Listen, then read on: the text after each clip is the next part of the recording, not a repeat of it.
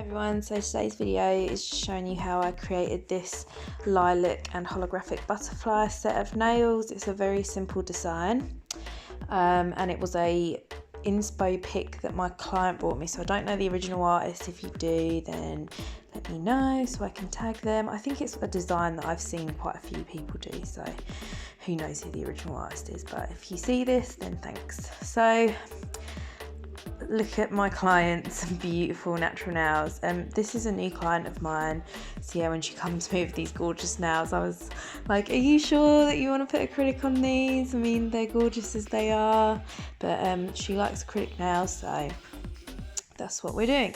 So I've pushed back her cuticles with my Navy Pro Tools I think it's called an Ethel tool, and now I'm just nipping away any of that dead cuticle.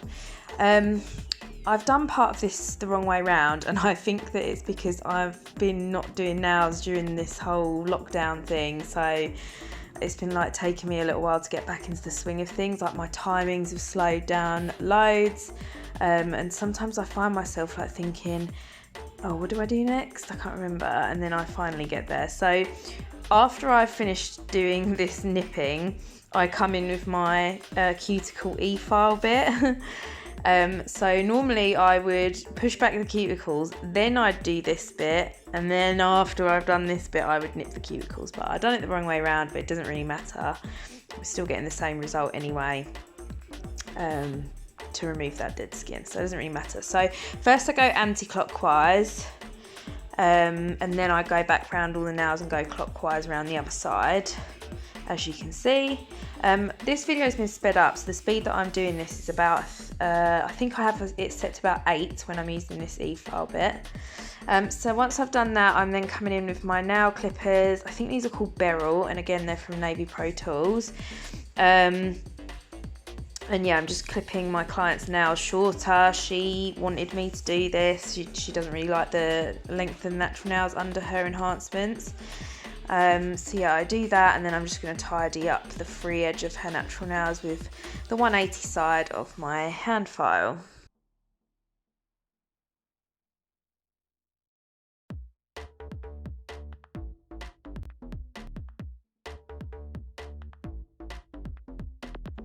And now I'm just applying my nail tips. These nail tips are from Pro Impressions, and I think they're called the Advanced Clear Tapered Square, Advanced Clear Competition. They're easy to find on the website, but they're like the coffin shape clear tips from Pro Impressions. Because I am doing more of a coffin shape, I do actually snip the sides of these. You'll see that in a minute, but yes, I'm just sizing up all the tips and applying those with a little bit of nail glue.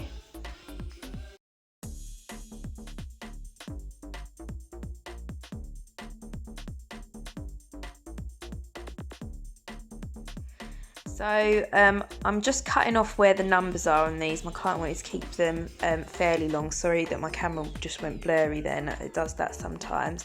So yeah, I've cut the numbers off, and now I'm just coming in and snipping the corners off with a little pair of nail scissors. And then I'm going to come in with my hand file just with the 180 side, and I'm just going to straighten up the side walls and the free edge just to make it that nice crisp coffin shape that we want.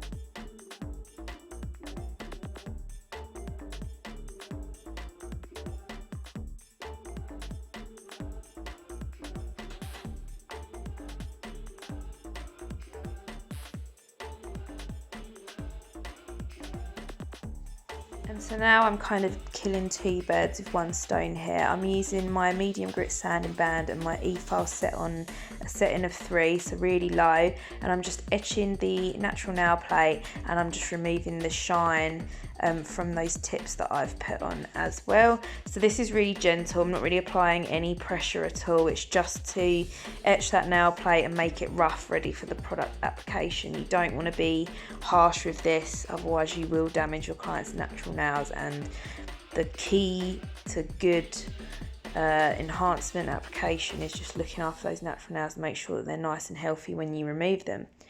So here I've just applied 1 coat of my Dehydrator. Today the products that I'm using are from Diamond Nail Supplies. And so now I'm coming in with 1 coat of their acid primer. If you are using acid primer, you only need 1 coat and to let it dry before your acrylic application, and you want to make sure that you don't get it on the skin because it stings, it's uncomfortable, it's not good for your client, you can get reactions. So after I've put the primer on, I'm just applying a really thin coat of clear acrylic to all the nails. This is Clarity from Diamond Nail Supplies, and I think I'm using the size 10 acrylic brush also from Diamond Nail Supplies. I do have a discount code for them. It's Emma10, so just pop that in the checkout and you should get yourself a little discount. I don't earn any money off that, it's just to help you guys out. And the colour that I'm using, again, it's all from Diamond Nail Supplies, these products, apart from the glitter, but all the acrylic stuff's from Diamond Nail Supplies. The colour that I'm using is called Lilac Luster. So on these nails, I'm doing a bit of a ombre fade into like a glass look. So I'm just applying a bit of clear acrylic so it's wet, and then popping like a few of those iridescent butterflies. I think I bought these butterfly glitters from, I think I bought them from Nail Tech Supplies, a UK site. So if you Google it, Nail Tech Supplies, or I'll leave the link in the description box anyway. And then once I've applied those, I'm fading down in an ombre style that colour Lilac Luster from the cuticle to the tip, trying to make sure I leave as much of that area where I've applied the butterflies nice and clear.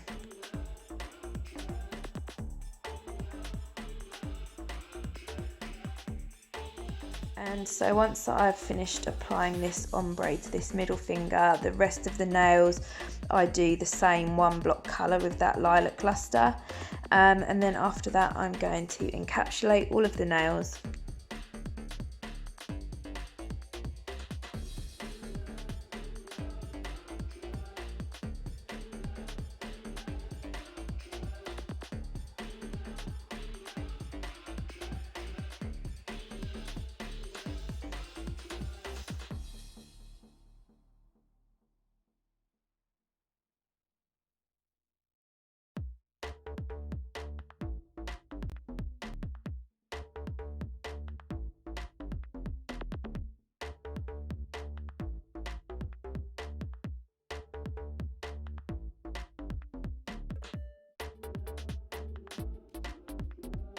So now I'm just going to encapsulate all of the nails with my clear acrylic called Clarity. When I do this, I do take a little bit of the liquid out of the back of my brush just so that my acrylic's not too wet and sloppy. It's nice and mouldable with my brush. I don't often do a 1 bead method because usually I just can't and I mess it up. So yeah, on these nails you'll see me doing a 2 to 3 ball method, trying to leave the bulk of that product around the cuticle area, so that I get my apex in the right place. You want your apex to pretty much be 1/3 of the way down the nail.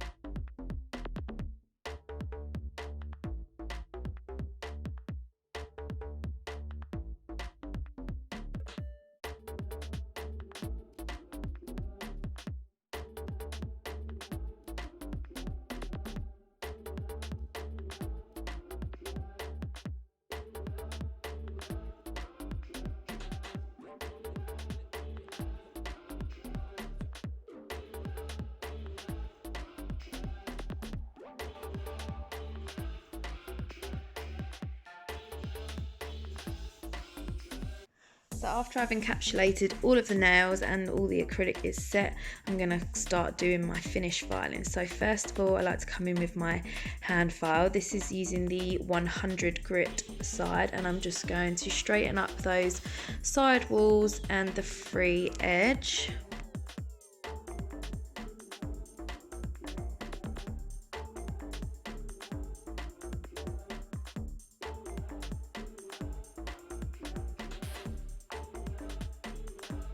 And now I'm coming in with my favourite e-file bit.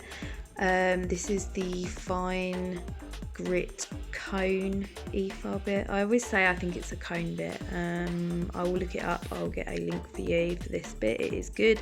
It's good if you're only needing to do a little bit of debulking, and it's nice to get around that cuticle area to help you get it nice and flush. If you've got a lot of debulking to do, though, I don't recommend this bit. You want something a bit more harsher, like a medium to coarse grit. So yeah, once I've sort of gone around the cuticle areas and done a little bit of debulking with this, I'm going to refine with my hand file. So now I'm going to refine with my hand file. This video has been sped up, remember guys, so it's definitely not as fast as it looks. I'm being really gentle here, especially when I'm going around that cuticle area. So when I go over the body part of the nail, like that tip area that you see me filing now, I just like to hold my file sort of flat to that area and not come up past the apex bit, and I just run it over so that it's all even. Like where your file markings are will tell you if you're filing in the right place. So after I've done that bit, I go around that cuticle area really gently with the 180 part of my file. I do also season my file before I do this as well, just to ensure that I'm not going to cut my client. And then once I've gone around that cuticle area, I'm then going to blend that apex in from the cuticle area to the body of the nail. You've got to make sure that when you do this, you're not being too hard with your file, because you want to keep the apex in. If you're too hard with the file, you'll take the apex out, which will ultimately weaken the structure of your nail. And the whole point of you having your apex there is so that they don't break, okay?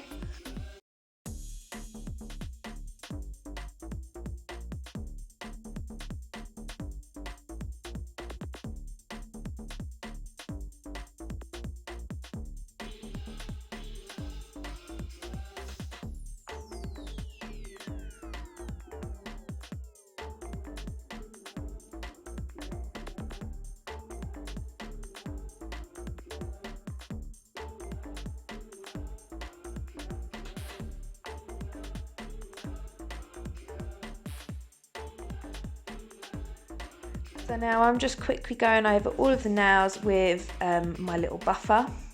I don't actually know what grit this is, but I accidentally ordered like loads of buffers off of Amazon, like little mini ones, and I've never used buffers this small before, so I thought that it would be like easy, but they're actually a real pain in the ass. Anyway, the nails are buffed, I've cleansed and got rid of all the dust and things like that, and I'm just applying a couple of Swarovski crystals here to the thumbs.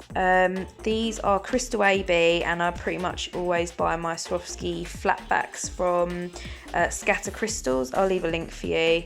They're definitely one of my favourite people to buy Swarovski crystals from. I always find they have just quite good bundles, and they're always pretty reasonably priced. So after I've done that, I'm going to come in with my top coat. This is the Diamond Nail Supplies Tack Free Top Shine. Cures in 60 seconds, no tacky layer. And when I apply it to any sort of glass type nails, you'll see I always like to go underneath the tip as well. It just makes that glassness really look kind of see-through and make everything that's within it pop. So then, yeah, once I've finished applying my top coat and they're all cured, I apply some cuticle oil, but I cut that out of the video, and I've just left you with a little clip of the finished product at the end. So let me know what you think. Like and subscribe if you want to. You don't have to, but it helps me if you do. And you can follow me on Instagram, TikTok, etc. at Dream Nails by MC, and I'll see you in another video soon. Bye.